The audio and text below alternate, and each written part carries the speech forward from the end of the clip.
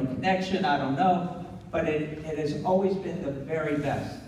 And you're going to get a chance to have two of the athletes up here in just a moment.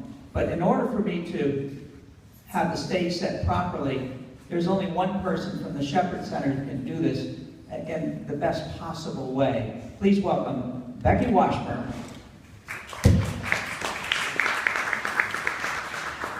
Thank you, Free. First of all, I do want to say a special thank you to Rich and the Atlanta Track Club. He has been such a pleasure to work for the last few years, and his creativity is unmatched with anybody that I've ever worked with before. What I like most special about Rich is he always thinks of how the wheelchair division can be better and is affected. We are also going to do our own Peach Cup with a little twist. It's a race within a race, and we will take the cumulative time of the top 2 open men from USA and world, the top female from the USA and world, and the top quad from the USA and world. So we will also have our own Peach Cup, and thanks to Rich, I wouldn't have ever thought about that, so thank you very much. I wanted to talk a little bit about a little history of why we're here, and that is because of the Shepherd Center. We are also at Shepherd celebrating our 40th year in August of opening our doors, and they've always been a strong advocate for community reintegration and inclusion, even in its infancy. And so we celebrate our 34th year of the running of the wheelchair division. I think we may be the oldest, or one of the oldest. We are still the largest 10K in the world, and I'm proud to say that. Our numbers have gone down, but it's really a tribute to the change in our society. Our athletes can go to any race and be included. That wasn't the case 34 years ago, and I'm so thankful to be a part of that, and I hope that we continue to bridge that gap and be one of those races that people see what they can do, and then they go in their own community and they race there. This year we have 16 new racers to experience Peachtree and what the possibilities are, and I'm really excited about that. What's special about this race is Shepherd's able to embody their mission, which is to rebuild lives with hope and dignity. When the racers push past Shepherd Center and our patients are out in front, it's an aha moment for some of them. What are the possibilities? And I'm proud to say that one of our youngest racers, our junior, he's 15, he was out in front of Shepherd 2 years ago. And he will push in his first Peachtree this year at 15. He realized what he could do, and he has embodied every part of where he is in life. So look for Jacob Mogan. It's a special moment for him. It's a special moment for Shepherd, and that's why we continue to do this. Without all that being said, I had the great opportunity to go to Cedartown. I've never been able to go to the Cedartown 5K because of the timing of Peachtree. Well, I'm telling you right now, after seeing that race, we are all in for a special treat. Tatiana, amazing. I'm in the back of the truck seeing Tatiana push. I've never been able to see Tatiana. I only see her finish. Amazing athlete, and I'll let her and Cree kind of go through some of that. And then the men's race, it's going to be awesome. We have Kurt Fernley returning since, he hasn't been here since 2009. He's a 2-year champion. And then we have Cree Moore, who will go again for his 6th. And then Josh George cannot be counted out of this race as well. What's interesting about Peachtree is it's hilly, it's fast, and it's tactical. So I got to watch last year's race, finally, this week. And when I saw Cree make his move, I was like, he's being pretty bold. And he made the right move at the right time, and it fared well for him. So I'm looking forward to a great race this year, and I'll get to watch it, I guess, next year when I get the tape back. So thank you.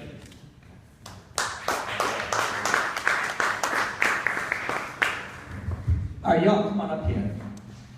So Becky was talking a little bit about the athletes and mentioned Cedartown. So, and I've never been to Cedartown, so, because I was flying at the last minute. All right, good, you guys have a microphone too. So, ladies first, Tatiana, I watched you grow up in the sport. I've watched you set innumerable world records and national bests and so on. And the limelight is always on you.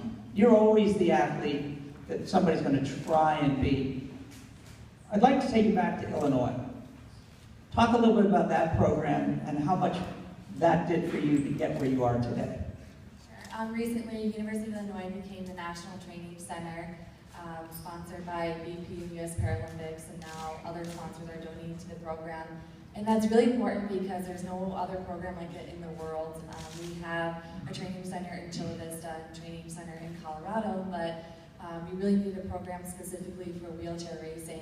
Our gym is completely accessible where all the workouts are adapted so we can work on our upper body specifically. And in the basement we have the opportunity to store chairs and roller systems that are set up, so if it's really raining outside or if it's snowing, we're on rollers, which are cylinder domes, our chair goes on top. And with the technology these days, we can set it like we're climbing hills, like we're going downhill. And that's really, really important for athletes, because if you want to see top athletes come out, and if you want the sport to grow, we need programs like this. And we're really happy and fortunate that it's at the University of Illinois. Totally cool. All right, Boston. Everybody looks at Boston. You all know that. Everybody looks at Boston. Very fast course, and again you won. But now you're wearing this crown of 3-time winner of the World Majors, and now you could do that again this year. Is the pressure still there as an athlete, or you just kind of just get out there and you're in great shape, and so you just feel this is your everyday life? I mean, can you get psyched up before a race anymore? Of course. I've been having a really great year where I won Boston and London, and I set 4 new world records this year. And it's just the training. I'm in my peak right now. I'm 26, and with the training and with the technology of the chairs and with just eating properly, things are really just falling into place. And I'm having so much fun, and I want to see the sport grow, and it's becoming really, really competitive. And next year is Rio, so everything is leading up to next year. All right, pass it over to Kriga. So she just said she's at her peak. She's 26, and dude, that's in your rearview mirror. I just got to say. But you happen to be the best triathlete in the world, and you've kind of stepped away from road racing a little bit, which I was fascinated by, because I remember when you were talking about you're going to do Ironman for the first time, and then you set the record at Ironman. Talk about what it's like. I mean, you're probably as fit as you've ever been in your life. I told you actually look a little bit more trim than you had in the past as a road racer. So talk about that a little bit. What is it like to be on the top of your sport, not just in track and field as Tatiana, but how about in the sport of triathlon? Much tougher training. Yeah, let's just go backtrack a little bit about that. Yeah, what an amazing athlete. You know what? If I had her accomplishments, I don't think I would have fit through those doors there. So I don't know how she keep level like this. It's amazing to see and watch her. I saw her grow into the sport and being the world's best, and still just level there as you were when you were a young girl. Amazing. But now you're 26, and I am this year I'll be 52. So. So the first thing I thought of when you said your age was you're top of your career, but no, you're not. I think you can still, as you grow older, like myself, I've been racing for 26 years, and I'm still competitive. And I think if you live healthy and you keep on it, but it's hard. It's not easy. Like now I'm in triathlons, and I have to admit. It takes a lot of time. Triathlons is not only you jump in your racing chair and you go. It's your bike, it's your swimming.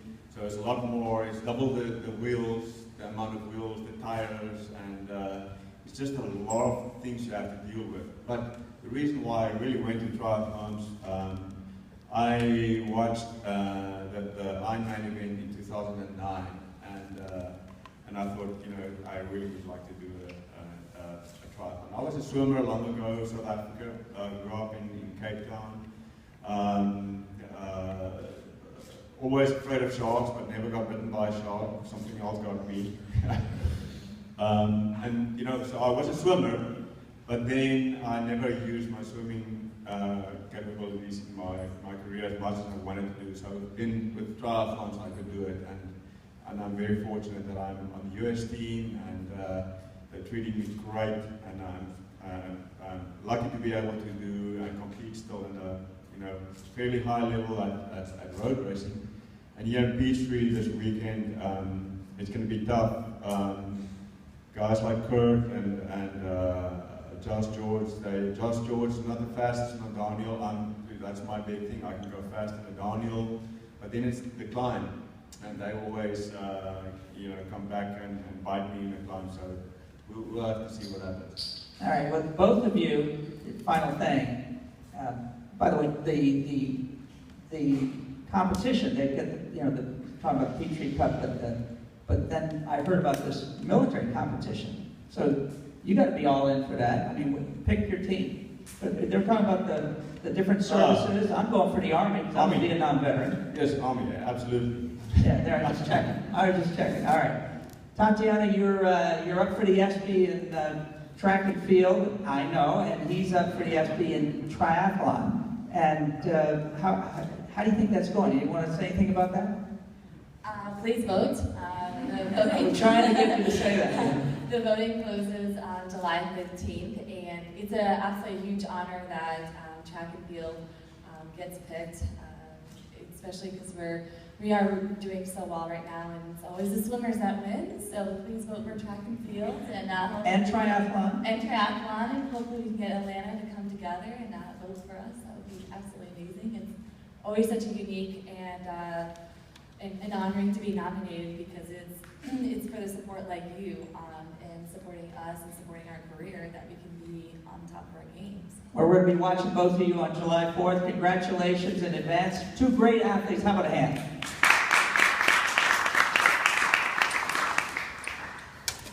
Now back, I don't want to say the year, I was sharing the radio duties for the World Cross Country Championships with this young guy that was pretty smart, very articulate, always had a great story. And that was back in Boston so many years ago. And now he's going to be up here in a moment to talk to you a little bit about our elite field. And it notes that he's an award-winning broadcaster. He is. And it's just been a great friend over the years. Probably one of the smartest guys I've ever met in our sport. Please welcome Tony Revis. Thank you, Freedom. Notice how we said in our sport, and not in general. Last time I was here in Atlanta for the Peachtree Road Race back in 1998. In the old days, ESPN used to do a show called Race of the Month. I don't know if you guys remember it. Running and racing was one show, the Road Race of the Month.